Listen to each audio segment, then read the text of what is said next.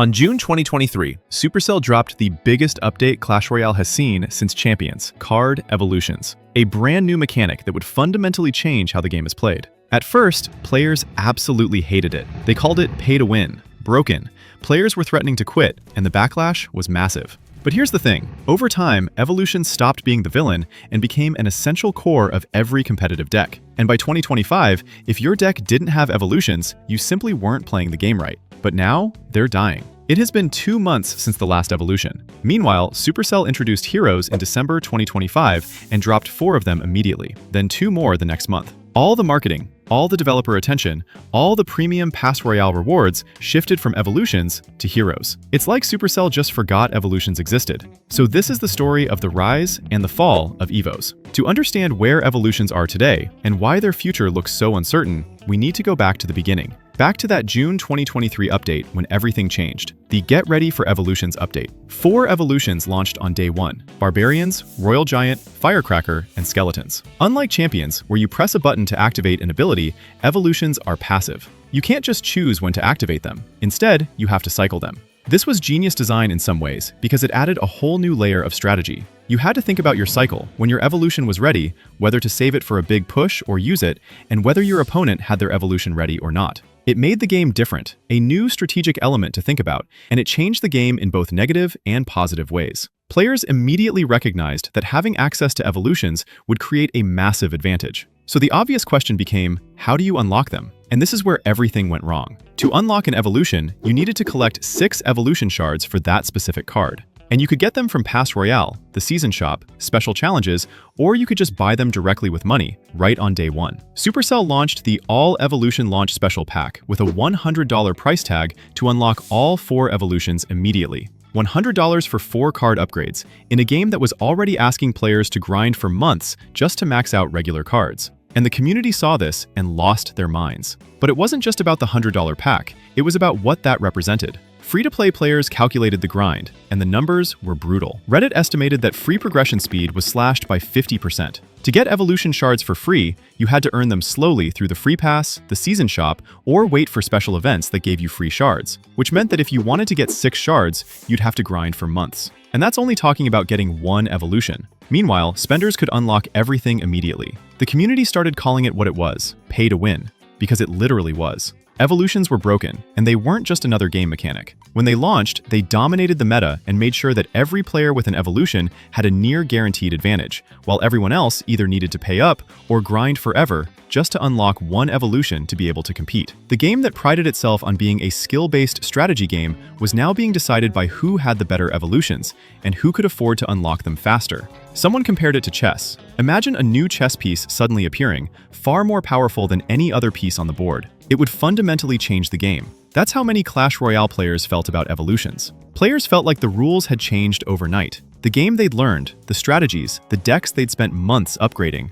all of it felt less relevant because evolutions were so dominant that not having them meant you were playing at a disadvantage before the match even started. But here's the thing, despite all of that backlash, despite the community being on fire with complaints, Supercell didn't stop. They kept going. And over the next 2.5 years, they released 39 total evolutions, completely transforming the game, whether players liked it or not. 2023 started with those 4 launch evolutions in June.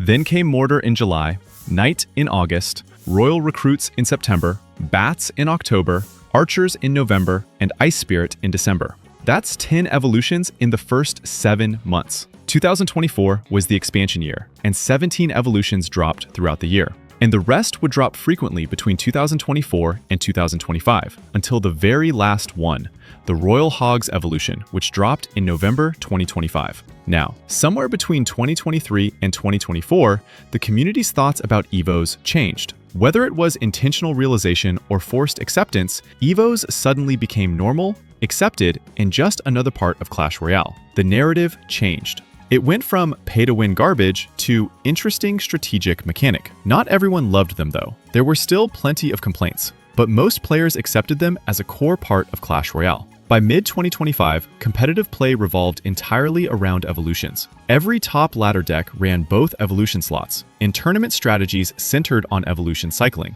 calculating exactly when your evolved cards would come online and timing your pushes around that window. But here's the key point. Whether you liked evolutions or not didn't matter. If you wanted to compete, you needed them. And just when evolutions felt like a permanent fixture of the game, just when players had fully adapted and accepted them, everything changed. November 3rd, 2025, the Royal Hogs evolution releases, and then silence. December 2025, no new evolution. January 2026, still no new evolution.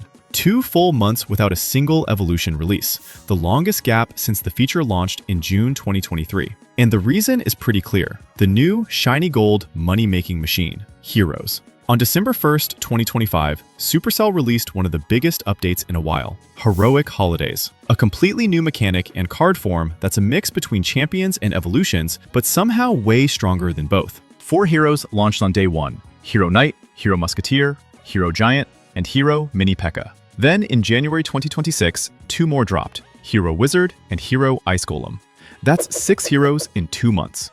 Compare that to 0 evolutions in the same time period. Heroes are fundamentally different from evolutions. Evolutions are passive. You cycle them automatically by playing the card multiple times. Heroes have active abilities that you control with a button press, similar to champions. You decide when to activate them. You pay Elixir to trigger them, but you collect them using hero fragments, like evolution shards. You can have 2 Evos and 2 heroes in one deck. And if your card has both, you can only use either its Evo form or its hero form, not both. So now players are being asked to choose between the evolution system they've spent 2 years learning and this brand new hero system that Supercell is clearly pushing hard. And the evidence that Supercell shifted their focus is everywhere. Suddenly, all their marketing, their special events, their rewards, everything shifted toward heroes, leaving evolutions behind. Now, the only realistic way you can get an Evo is if you buy it. That's it. The Pass Royale restructure is the biggest proof. Supercell completely changed how Pass Royale rewards work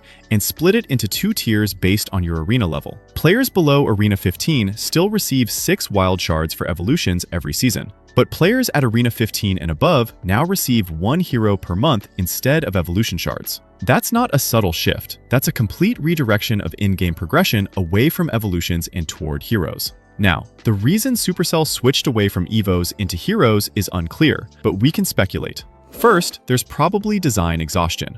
Creating unique abilities for 39 evolutions is hard. Maybe Supercell ran out of ideas. Maybe they hit a creative wall where every new evolution felt too similar to existing ones, or required mechanics that were too complex to balance. Second, the monetization opportunity. Evos became standard. Everybody has at least 3 to 4 Evos. It's a core part of the game now, and the dust has settled. Heroes are a fresh revenue stream, a new progression system, new fragments to grind, new Pass Royale incentives. Players who already unlocked most evolutions aren't spending as much on evolution shards anymore. But heroes? Everyone starts from 0. Everyone needs to grind. Everyone has a reason to buy Pass Royale again.